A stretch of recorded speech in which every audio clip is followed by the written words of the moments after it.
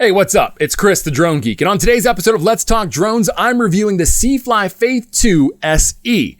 Now, I gotta give a special shout out to my friend Drone Syndrome. Without him, this video would not be possible. He's the one that got us hooked up with C-Fly, and the contact there got us hooked up with the Faith 2 SE. So thank you so much, my friend. Really appreciate the effort that you took to get us a drone to review. If you really like drone content, you want to check somebody out other than myself, make sure you check out Drone Syndrome. I'm going to go ahead and link his channel up in the corner of this video. Make sure you finish the review before you go over to his channel, but certainly take the time to check him out and subscribe. He does a lot of really cool UAV content.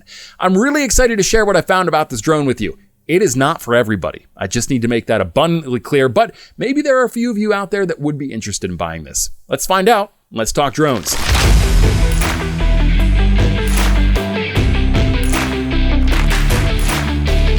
So this is the Faith 2 SE by C-Fly.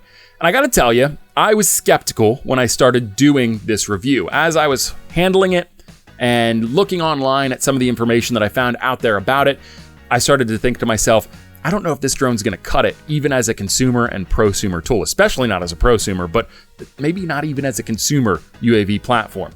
And there are a few points throughout this video review that actually validate my skepticism. There are a few points, though, that might also surprise you about its quality and its ability to perform.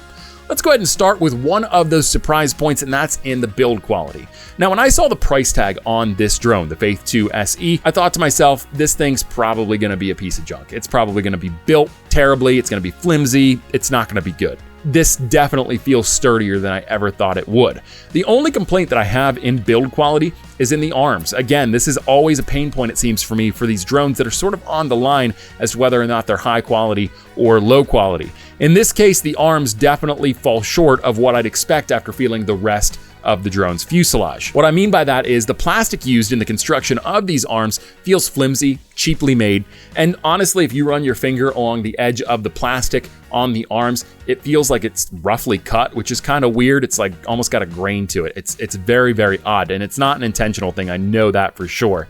The other problem that I have has to do with the hinge point on the arms. It feels like over time, these things are gonna break very easily, and then the drone's arms won't stay locked into place, which makes it unflyable at that point until you'd repair it. And for a drone like this, you don't really repair something like this, you go out and get a new one. So with all that being said, pros and cons in the build quality, I have to say I was pleasantly surprised with the build quality on this drone. Not overwhelmed, but definitely pleasantly surprised. I'm giving it a 7.5 out of 10 in build quality. Now let's move on to the controller for the drone. When I unboxed the Faith 2 SE, I was pleasantly surprised by the build quality. I thought to myself, yeah, if I was just getting started out, I didn't know a lot about drones, I would probably consider a few $100s on this drone a pretty good investment. I didn't share the same feeling at all for the controller. This thing, for lack of a better term, is a flimsy piece of crap. It's got no weight to it. It feels like it'd be with a $50 drone, not a, few $100 drone. It just feels flimsy and light, and I don't like how it feels in my hands. The ergonomics on it are terrible. The only positive that I'll just touch on real quick here is the button layout. The actual control layout for the controller is pretty self-explanatory and easy to understand, and when you're marketing this drone to entry-level drone pilots, consumers that are just getting started out, it's super crucial that your controller is very easy to understand. Last thing I gotta end with on the controller section is this. What is this?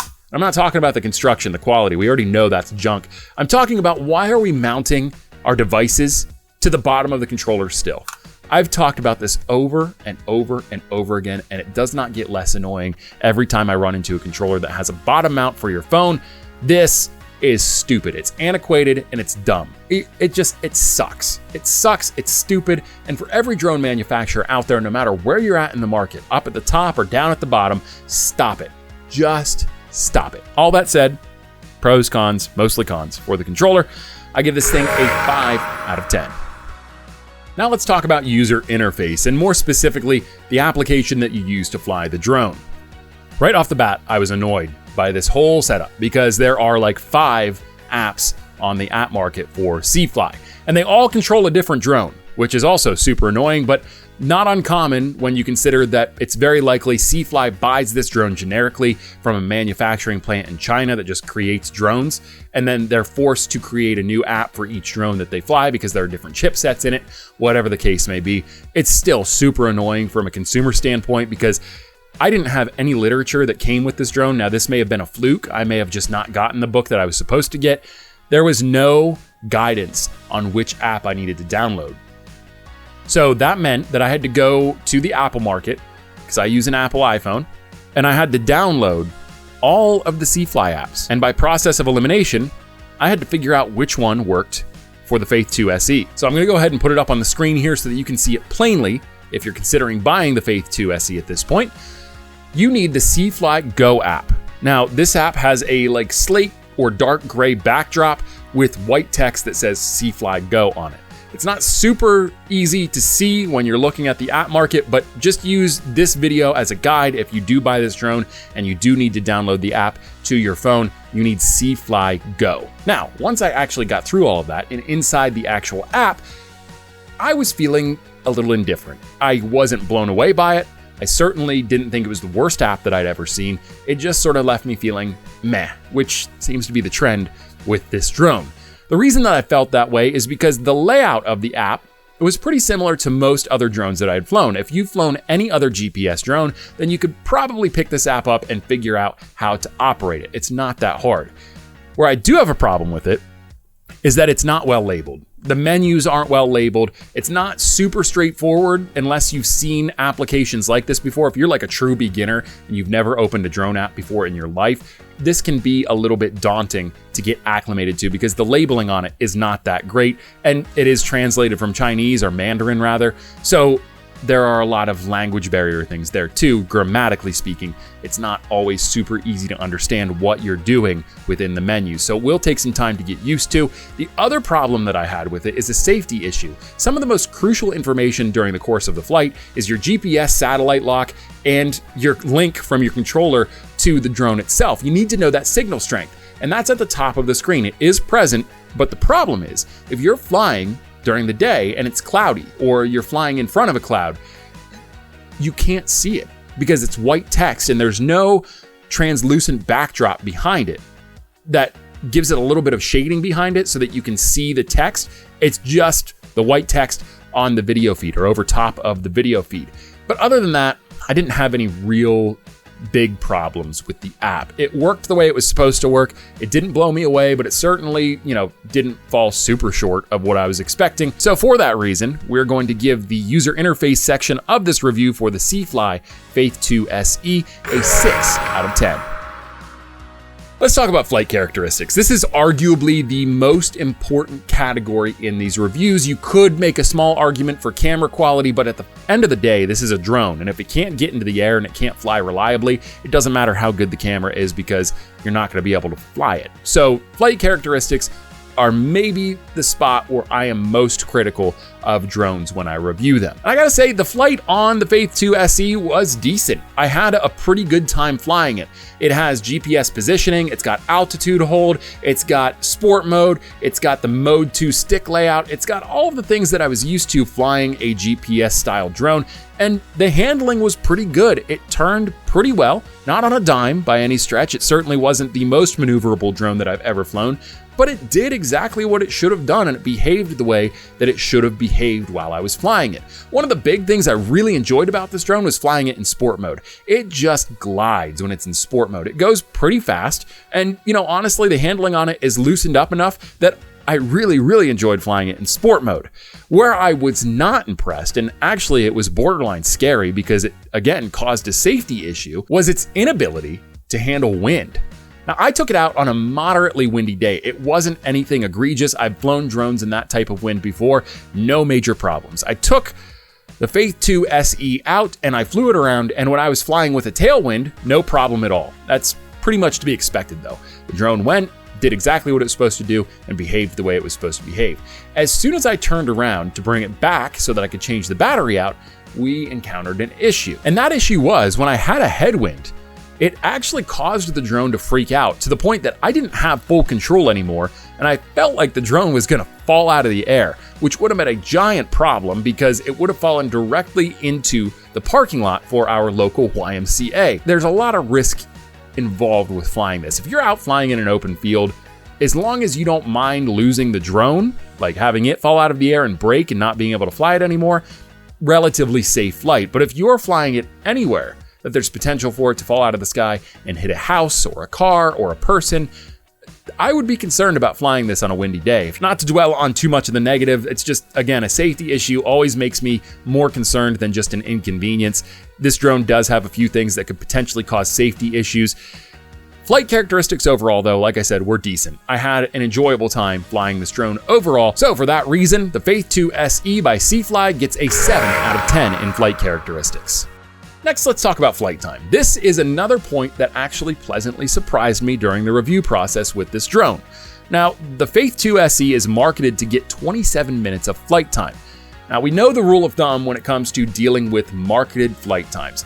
It's usually set in perfect conditions, which usually don't exist in nature. So, that being said, always expect a little less flight time than you actually get with the marketing materials.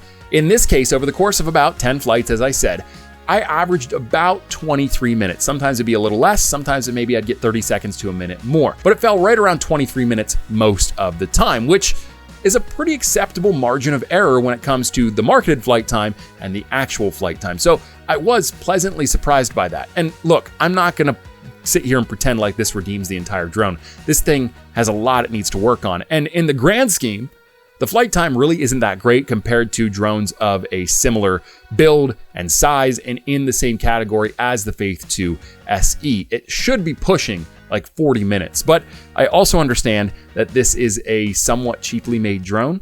This is for people that want to buy something nice for their teenagers, something that they don't worry about breaking, they don't worry about being too advanced. I get it. I understand where this falls, but really, if you want to compete with the big boys in the world, you got to start pushing that flight time closer to 40 minutes, or else you're going to fall behind and you're just not ever going to make it. I am giving the flight time on the Seafly Faith 2 SE an 8 out of 10. Let's talk about the camera performance. And I'm just going to lead off and get right into it. It's bad. It's really, really bad on this drone. Maybe one of the worst that I've seen. Not the worst. I can think of one other one that I won't mention, but this is definitely one of the worst cameras that I've ever seen on a drone. And one of the things that really bothers me about the camera performance on this drone is that it's marketed to be a 4K camera. Now that's not untrue. It is a 4K camera, but there's a caveat. You can shoot in 4K video-wise, but it's at 15 frames per second, which is unusable. You can't use that for anything.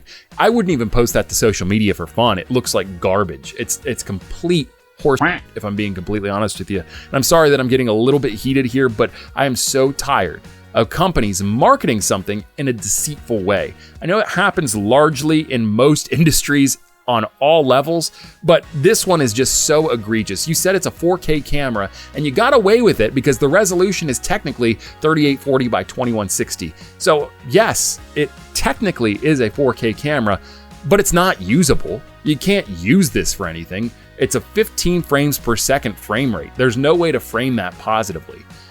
The only salvation that it got from me was that it could shoot in 2.7K at 25 frames per second, but that's it. And as you go down the ladder of resolution, it can shoot in 4K, it can shoot in 2.7K, 1080p, and 720p.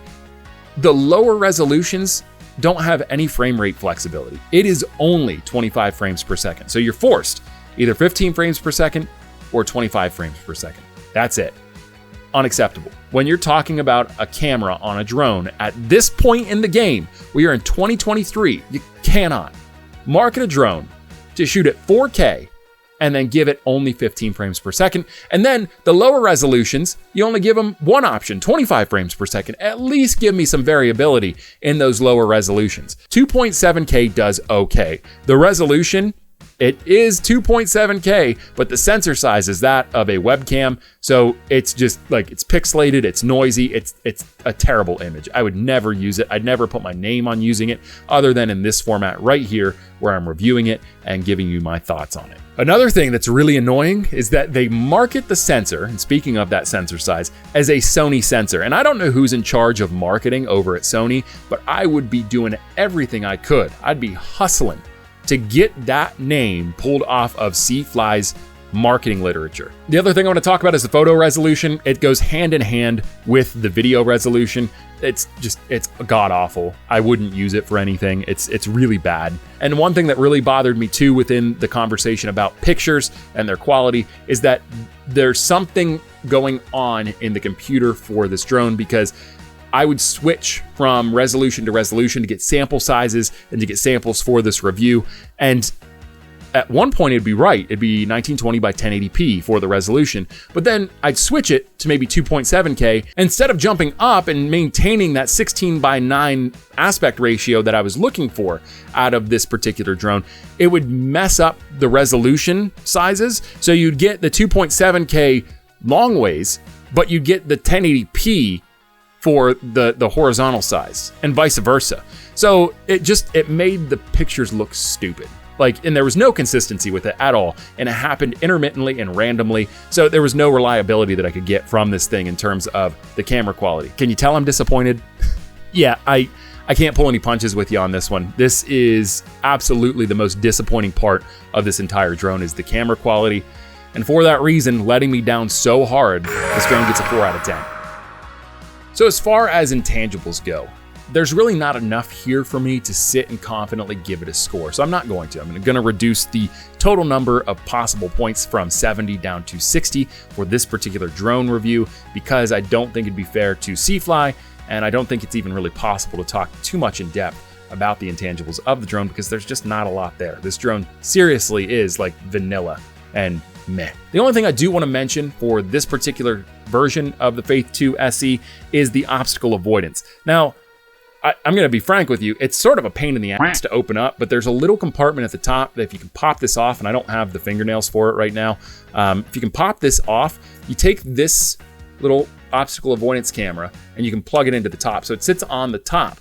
What I thought was kind of cool is how they integrated obstacle avoidance into this drone. It's unique, and that's what I like about it, is that it is unique and it stands apart from just about any other drone on the market, the way the obstacle avoidance is handled. Is it efficient? Probably not, but it's still cool. I think it's neat, especially when you're hovering and you start to move the drone directionally. This thing actually moves and faces the direction that the drone is moving to do the obstacle avoidance. It's cool. It is cool when you see it, but I do acknowledge that it's also gimmicky, and that's why I don't really want to give it a score, is because it's not a true intangible, it's a gimmick. If you haven't been keeping track at home, let's do a quick recap on the categorical scores. First of all, in build quality, the C-Fly Faith 2 SE scored a 7.5 out of 10. Controller quality scored a 5 out of 10. User interface, a 6 out of 10. Flight characteristics, a 7 out of 10. Flight time, an 8 out of 10. Camera performance, a 4 out of 10. And in our intangibles category, we did not issue a score because there just wasn't enough there. That gives us a total score of 37.5 out of 60, averaging out to a final score of 6.3 out of 10. So my closing thoughts on this drone are that it's sort of meh. It is maybe one of the more forgettable drones I've reviewed. I think that if it couldn't have done better on the scorecard, it probably would have been better for it to do absolute dog shit on the scorecard as well, because I would have at least remembered something about it. It's not great. There's a lot of room for improvement. It's not the worst drone I've ever flown though. So yeah, pretty forgettable experience overall. If you're looking for a drone that doesn't need to have a high-end camera, but is reliable, fun to fly, and does what it says it's supposed to do in terms of the flight, yeah, I might consider that. But if you're looking for something that takes really pretty photos and videos and can be used in a professional application, stay very clear of the Faith 2 SE. It does not fit the bill. And in fact, I was pretty disappointed overall with the performance of this drone in terms of its camera performance. It's bad. But what do you think? After watching this video, Are you going to go out and buy the C-Fly Faith 2 SE? I know I sort of made it hard to justify that, but maybe there's still some hope left in you after seeing everything we talked about. And honestly, again, like I said, it's not a terrible fly. It's actually a lot of fun to fly. Or are you completely turned off like I am at this point? Let me know down in the comments below. If you liked this video, give me a thumbs up down below as well. And if you really, really love drone content made by drones, about drones, and for drone pilots, this is the channel for you. Hit the subscribe button if you haven't already. And while you're down there, hit the bell icon. You'll get a notification every time I post a new video. Until next time, I'm Chris, the Drone Geek, and I am out of here. See ya. Yo, what you say? Steady screaming, YOLO, rockin'